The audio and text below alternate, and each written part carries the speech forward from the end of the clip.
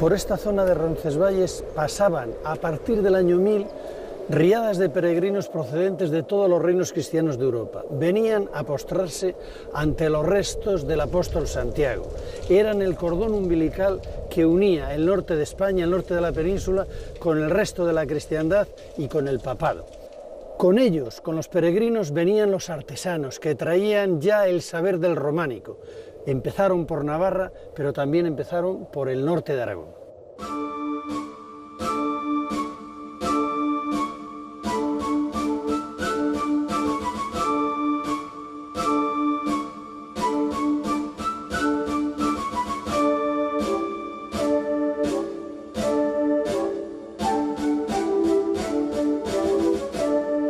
Estamos en la primera edificación de planta central de Navarra, es de mediados del siglo XII, la capilla del Espíritu Santo, más conocida como Silo de Carlomagno, porque según la leyenda, en este punto mandó enterrar Carlomagno los restos de Roldán y de su ejército.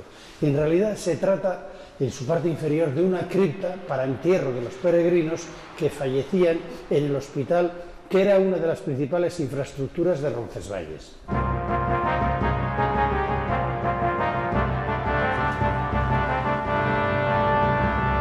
Los peregrinos que cruzaban por Somport, después de atravesar Aragón, entraban en Navarra por Leire y Sangüesa. Dada la inseguridad de la capital, desde el siglo X, el abad de Leire era a su vez obispo de Pamplona. Ya en el siglo XI, el gran rey navarro Sancho III el Mayor declaró a Leire centro y corazón de mi reino, un reino que se extendía desde Barcelona hasta León y que fue centro director de los estados cristianos y difusor del arte románico en tierras españolas a través de una nueva ruta jacobea, conocida como el Camino Francés. Se cuenta que San Virila, abad de Leire, paseando un día por la vecina sierra de Rando, se quedó escuchando el canto de un ruiseñor. De vuelta al monasterio vio, extrañado, que los monjes habían cambiado de hábito y ahora vestían de blanco. Al preguntar, descubrió que habían pasado 3 siglos. 3 siglos escuchando a un ruiseñor. Dios le había concedido la experiencia mística del paso del tiempo en su presencia. Y casi 300 años son los de la historia de esta arquitectura que, finalizada bajo la orden cisterciense a finales del siglo XII, mantiene la grandiosa cabecera de triple ábside del siglo XI y posiblemente la primera con esta forma del románico español. Y donde se apoya esta cabecera es donde encontramos lo más extraordinario del templo, la cripta.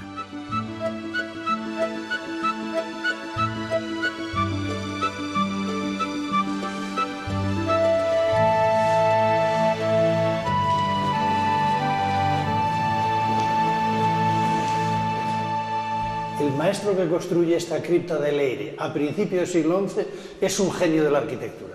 Tiene que resolver varios problemas. Primero, salvar el desnivel de la iglesia. Segundo, sujetar el presbiterio, que pesa mucho. Y tercero, realizar un espacio religioso.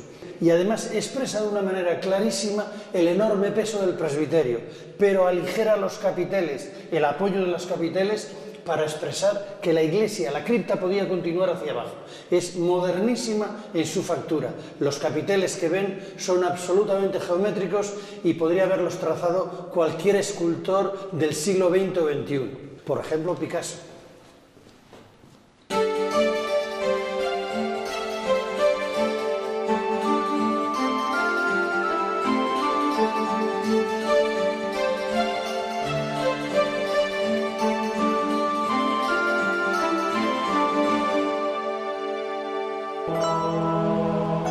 La Catedral de Pamplona, totalmente reformada después, supuso la transformación del románico en Navarra.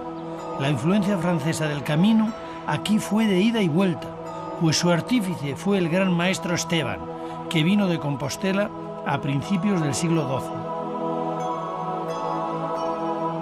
XII. Décadas después se realizan los magníficos capiteles del claustro, hoy en el Museo de Navarra, que son posiblemente el resultado de una conjunción genial entre un cantero formado en Tolosa y un gran obispo de origen aragonés, Sancho de la Rosa, que pudo inspirar los temas de esta obra que sitúan a la diócesis pamplonesa entre los focos más interesantes del románico hispano.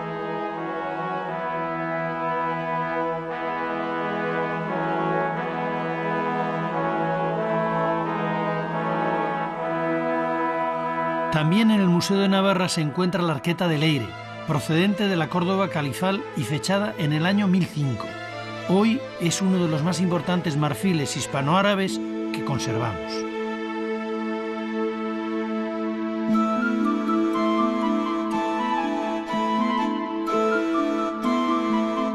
Los templos de planta central han dado lugar a tesis esotéricas sin ningún fundamento, como la atribución de ellas a la Orden del Temple.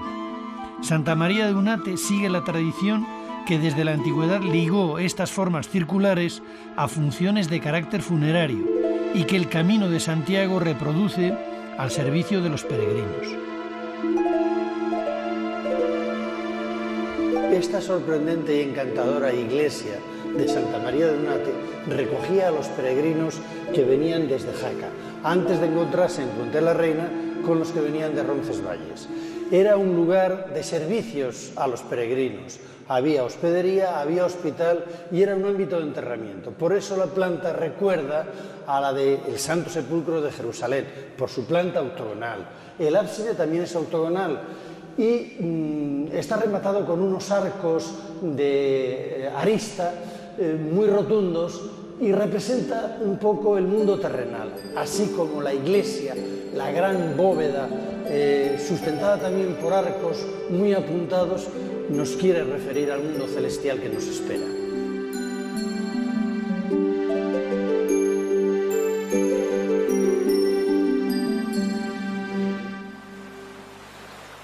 La unión de los dos caminos se planifica con la creación de nuevas poblaciones, como Puente la Reina, en donde confluyen los caminos.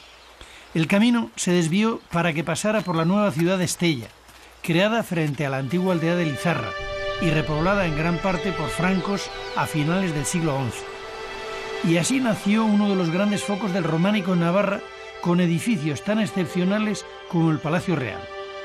En él se conserva un capitel que narra la tendenciosa leyenda de origen francés del duelo teológico acerca de la existencia de la Santísima Trinidad que tuvo lugar entre el capitán de Carlomagno Roldán y el gigante musulmán Ferragut, al que Roldán vence clavándole su lanza en el único punto vulnerable de su cuerpo, el ombligo. Según el muy francés Códice Calistino, escrito ya en el siglo XII, Carlomagno y sus huestes liberaron a la Hispania cristiana del Islam. El otro gran capitel del palacio presenta un tema clásico del mensaje románico, la tortura del avaro en el infierno, con caldera incluida, atendida por malignos diablos.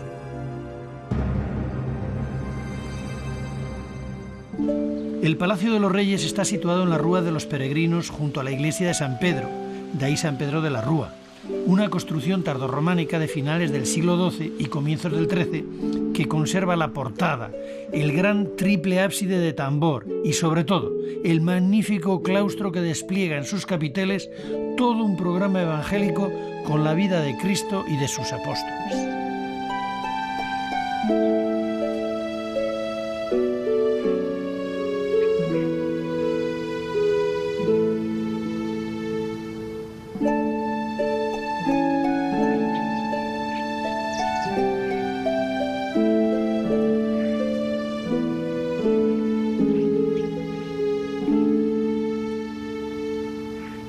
Pero la obra más famosa del foco de Estella es la portada de la iglesia de San Miguel, una joya del románico en Navarra y en los reinos hispanos.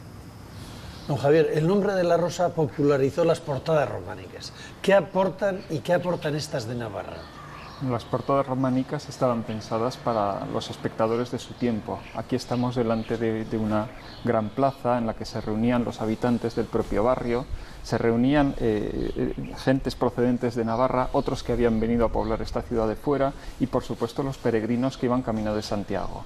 Y las portadas transmitían los mensajes fundamentales del cristianismo arreglados con alguna intención específica de cada una de esas portadas. Por ejemplo, en este caso tenemos la intención básica es mostrar la gloria de Dios, mostrar también el camino de salvación, el camino que tiene que seguir el hombre cuando se acerca hacia Dios, e incluir algún relieve que hace referencia al patrono al santo al que está dedicada la iglesia, que es San Miguel. Por eso aparece ahí San Miguel con el dragón. San Martín compartiendo su capa con el peregrino que resultaría ser Cristo, la crucifixión de San Pedro y tantos otros mensajes evangélicos representados en las portadas románicas cumplían el carácter de Biblia de los ignorantes con que defendía las imágenes San Gregorio.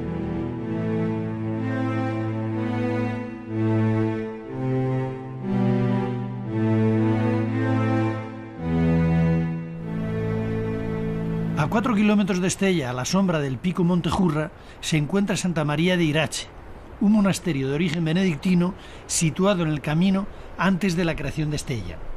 Dio cobijo a los peregrinos desde el siglo XI, pero debido a su prosperidad fue reformándose hasta el siglo XIII, como queda reflejado en el triple ábside de su iglesia y en las naves apuntadas. En el ábside mayor, el más hermoso de Navarra, se venera una imagen de la Virgen como trono de sabiduría, una talla de siglo XII cubierta de plata, cuyo original se encuentra en el cercano Di Castillo.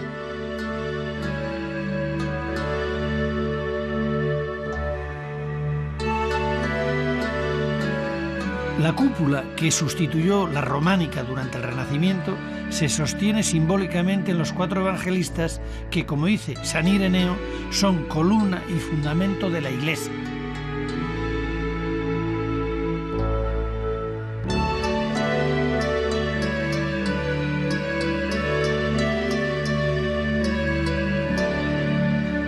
Auspiciada por el monasterio de Irache, la iglesia del Santo Sepulcro de Torres del Río, de la segunda mitad del XII, es, junto con Santa María de Unate, el otro modelo de planta centralizada octogonal con dedicación funeraria, como indica su nombre, en plena ruta jacobea. La linterna exterior sobre la cúpula se debió construir para servir de orientación en la noche a los peregrinos, haciendo sonar alguna campana instalada en ella, pues la luz de un fuego no serviría para mucho al estar la iglesia situada en una hondonada.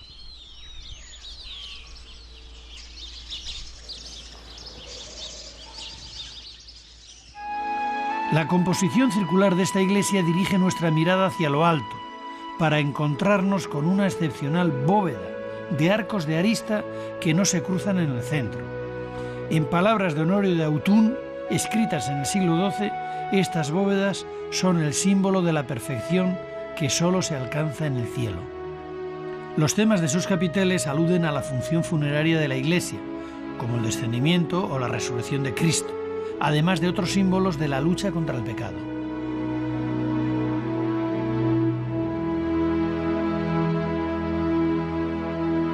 En una desviación del camino hacia la Sierra de Codés, en el pueblo de Azuelo, existió un monasterio benedictino en el siglo XI, dependiente de Santa María de Nájera, del que queda su iglesia, San Jorge, del siglo XII, ejemplo del románico que el Camino de Santiago trajo de Jaca.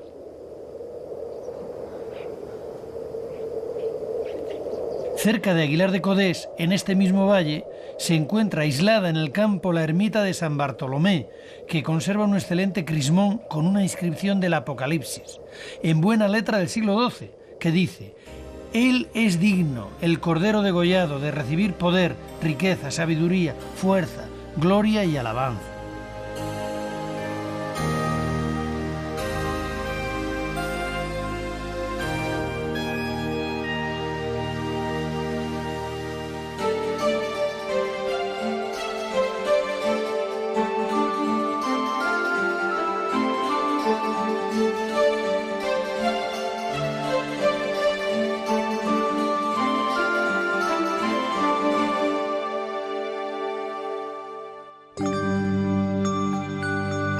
El llamado Camino Aragonés penetra en Navarra por Sangüesa y deja en el siglo XII, en su iglesia de Santa María la Real, una de las obras cumbres del románico hispano.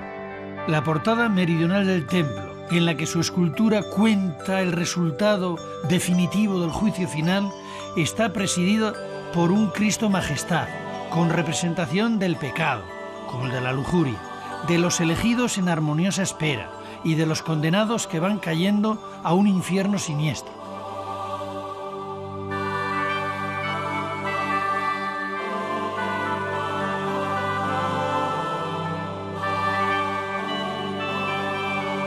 La escultura de las enjutas mezcla todo tipo de temas, oficios como el del herrero, costumbres como los luchadores, y muchos más, todos ellos de gran calidad en su talla. En las manos de la jamba que representa a la Virgen está la firma del autor, de origen borgoñón, Leodegarius Meizo.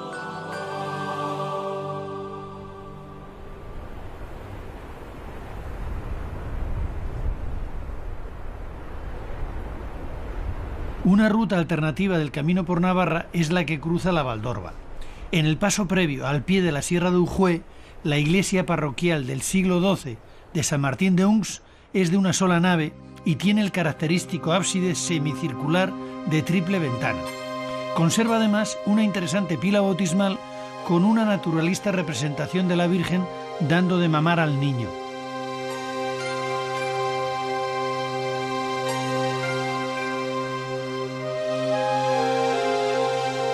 Lo más interesante de su arquitectura es la cripta, que salva el desnivel del terreno con esta ingeniosa solución de 3 naves abovedadas en una muestra más de la sabiduría de los arquitectos románicos, que de nuevo veremos en la cercana iglesia de Orisoain, ya en la Valdorba, en la que en su cripta se desarrollan los nervios de arista, anunciando ya el futuro estilo gótico.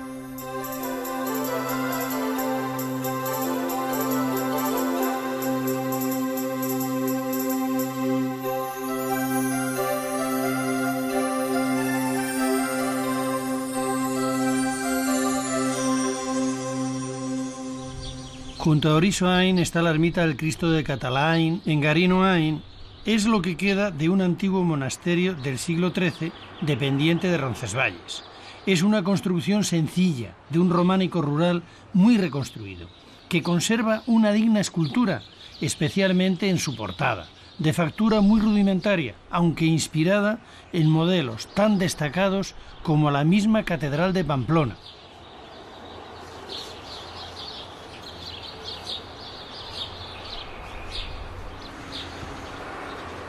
Al sur del valle de Orba está Olleta y su parroquia de la Asunción, una sólida construcción románica con una interesantísima decoración escultórica en sus capiteles, centrada en el pecado de la avaricia, un personaje representado con una bolsa que es atacado por los demonios.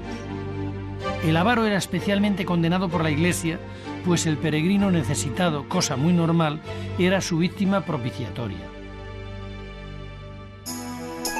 En estos campos de Olóriz encontramos quizás el conjunto escultórico más inspirado del Valle de Orba, en la ermita de San Pedro de Chano. En su portada está representado un festín en el que músicos y comensales se divierten y se sujetan a la mesa, que es la moldura del arco, en una narración única en la Navarra de finales del siglo XII.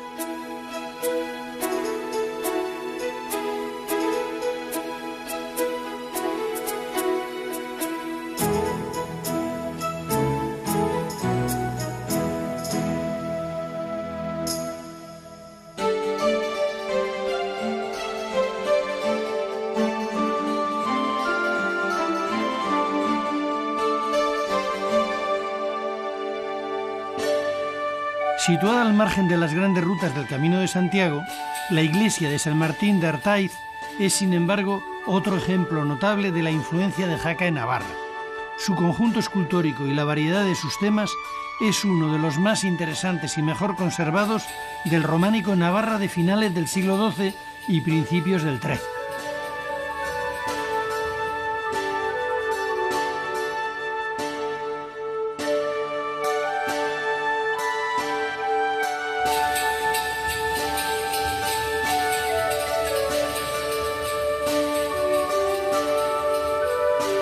Prácticamente a sus pies se halla una de las escasas muestras de una construcción civil románica, una fuente muy reconstruida pero que nos da una imagen fiel de su forma original y de su función.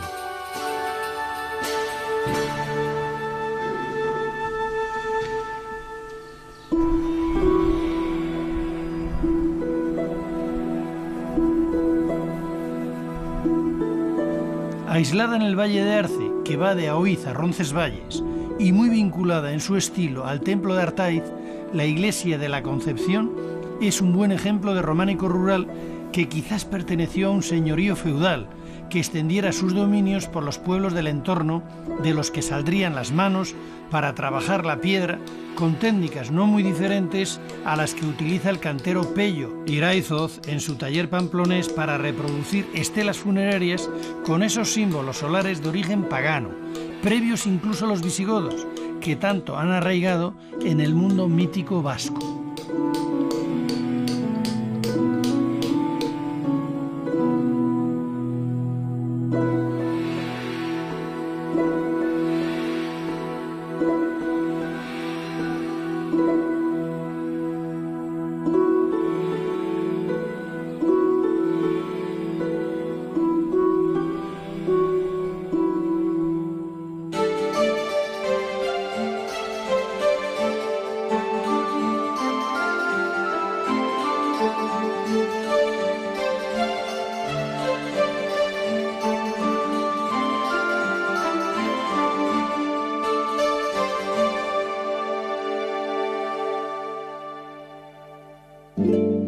Tudela, liberada tardíamente de los musulmanes, presenta sin embargo un románico de transición de altísima calidad en el claustro de la Colegiata Catedral de Santa María, comenzado en el siglo XII y acabado en el XIII, con una de las narraciones evangélicas más espectaculares y mejor conservadas en Navarra.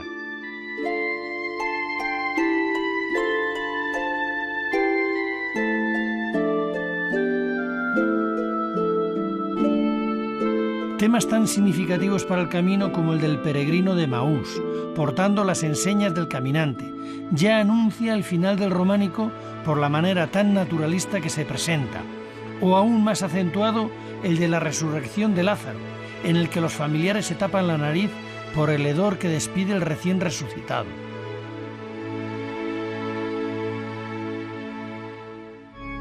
Al sur de la región, donde confluyen los reinos de Navarra, Aragón y Castilla, el monasterio cisterciense de Santa María la Real de Fitero es fundado en el siglo XII como castellano.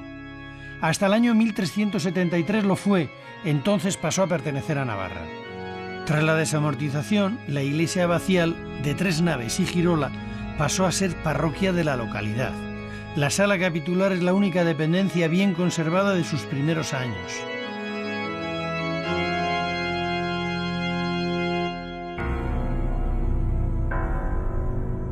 Cuenta la leyenda que al caballero Teodosio de Goñi se le apareció el diablo transformado en ermitaño y le dijo que su mujer le era infiel.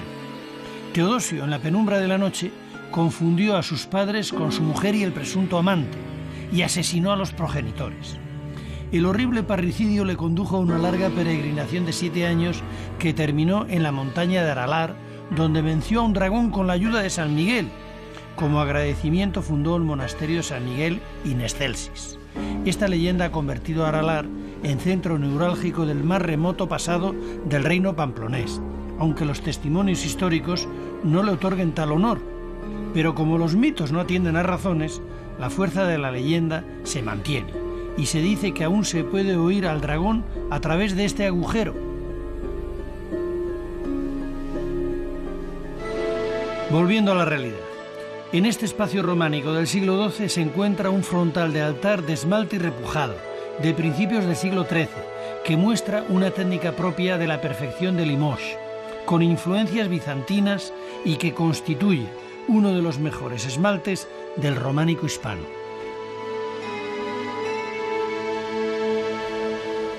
En el valle de Iranzu, al norte de Estella, antes de la llegada de los cistercienses, había un pequeño cenobio benedictino que en 1176 Pedro de París, obispo de Pamplona, dona a su hermano Nicolás para construir un monasterio, Santa María la Real, cuyas obras alcanzan hasta el siglo XIV con la conclusión del claustro. La simplicidad y armonía de la iglesia de 3 naves puede apreciarse en la elegante solución del hastial oriental con 3 grandes vanos apuntados y abocinados y el rosetón sobre ellos. Esta sencillez de espíritu cisterciense, aunque ya estemos en el inicio del gótico, se continúa tanto en la sala capitular como en su cocina, que nos acerca a la vida cotidiana de los monjes, sin olvidar el lagar de piedra para pisar la uva.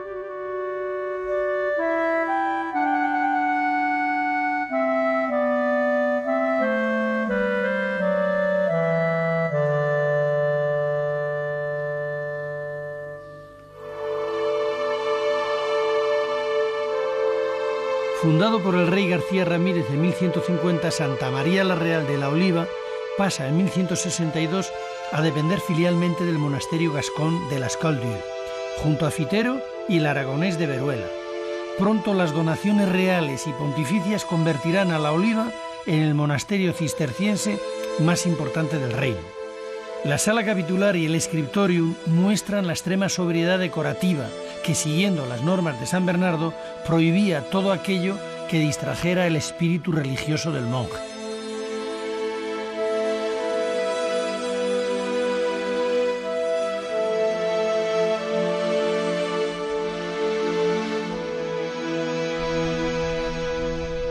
Padre, sabemos que el cister es la sublimación del románico. ¿Qué elementos hay en la regla cisterciense que producen este milagro arquitectónico de la desnudez de la piedra, de la pureza de la piedra, cuando el románico estaba tan ornamentado? Una de las ideas que querían los padres era volver al Evangelio, volver a la pureza de la regla. Y una manera de esa es la simplicidad de la vida. Ya San Bernardo, unos 20 años antes de comenzarse a construir el monumento de la Oliva, en un discurso que tiene a los caballeros del temple les dice: a Dios le gustan los corazones puros, no el oro en los muros. En la Oliva comenzó a construirse, parece ser que el maestro vino de Santo Domingo de la Calzada. ¿Por qué? Porque no había en Navarra en aquel momento una construcción de esta magnitud. Es la que rompe un poco las proporciones en Navarra. Pero ellos se amoldan, pero quitan la ornamentación de los capiteles y hacen la piedra desnuda, ¿no? Se acomodan al espíritu del cister. Eso es lo que quieren hacer en nuestros monumentos, en el arte cisterciense. Lo despojan de contenidos de ornamentación para que quede una sensación de silencio, de paz y de libertad interior. Eso produce la elevación del espíritu. Y eso produce la elevación. Y eso es el milagro de la arquitectura cisterciense. Por eso yo aconsejo, cuando se entra en un monumento de estos, quedarse en silencio y como dejándonos inundar por el monumento. O sea que es bien profundo. La arquitectura es el vacío que llenamos con nuestro espíritu elevándonos. Un vacío para llenarlo de plenitud. Me parece una buena metáfora.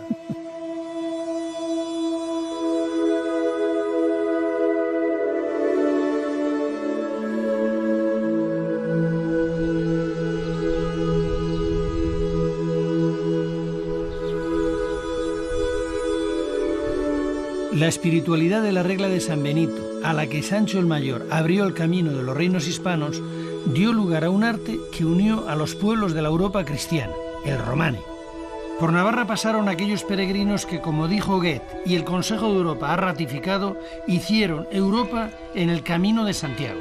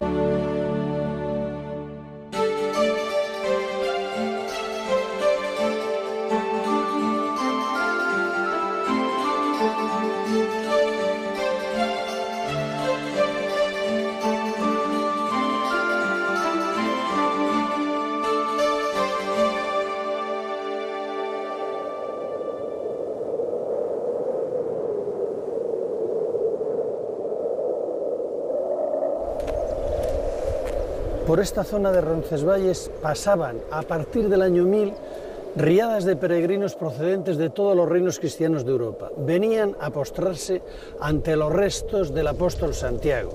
Eran el cordón umbilical que unía el norte de España, el norte de la península, con el resto de la cristiandad y con el papado.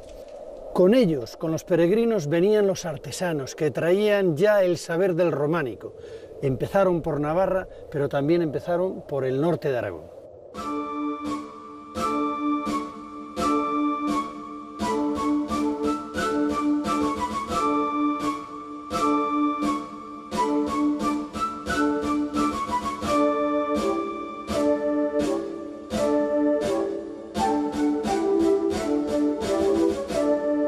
Estamos en la primera edificación de planta central de Navarra, es de mediados del siglo XII, la capilla del Espíritu Santo, más conocida como Silo de Carlomagno, porque según la leyenda, en este punto mandó enterrar Carlomagno los restos de Roldán y de su ejército.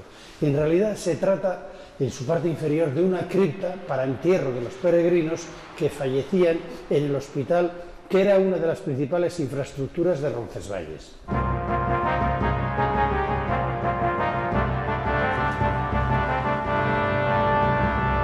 Los peregrinos que cruzaban por Somport, después de atravesar Aragón, entraban en Navarra por Leire y Sangüesa.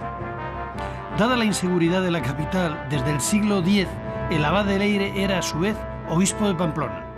Ya en el siglo XI, el gran rey navarro Sancho III el Mayor declaró a Leire centro y corazón de mi reino, un reino que se extendía desde Barcelona hasta León y que fue centro